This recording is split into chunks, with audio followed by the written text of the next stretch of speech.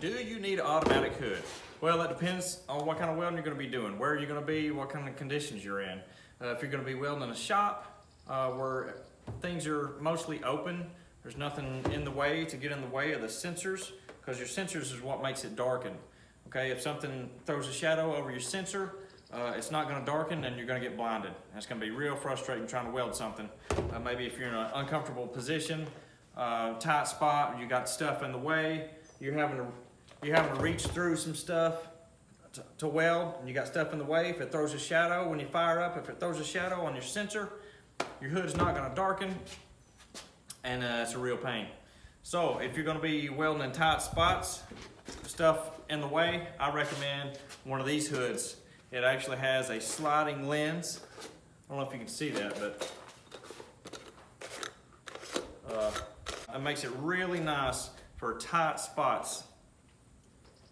I've welded in some really ridiculous tight spots with this thing, and sometimes you leave it open, leave it slid up to where you get in position, and sometimes you actually have to get your buddy to slide your hood down, slide your lens down when you're ready to fire up. But anyway, these are great for tight positions, and I highly recommend them. I've had these things for years, and I'm pretty hard on them.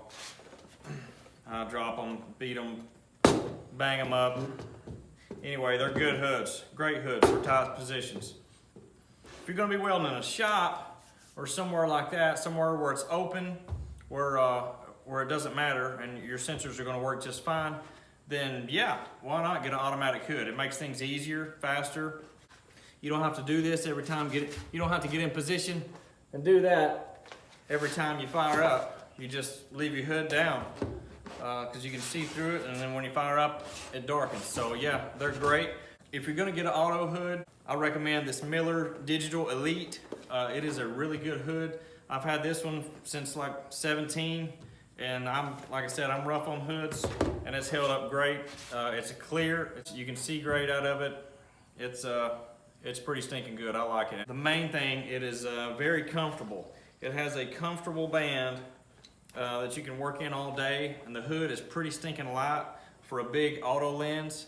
It's pretty light. You can wear it all day with no issues. It's not heavy on your head. Some hoods are really heavy, and they will wear you out welding in them all day. It gets hard on you, it starts wearing on your neck and make your head hurt if you wear it all day for a long time. But anyway, I like this one a lot. It's pretty light and it works great.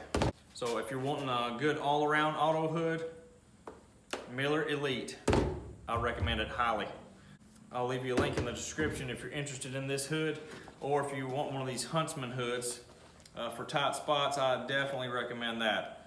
I've tried a lot of different ones. The flip lenses are nice too, but the flip lens, if you're going to be in really tight spots, you flip the lens out and then you got that much less space that you can get in. So if you got a tight spot where you don't have much room to put your head, this is the way to go, I'm telling you.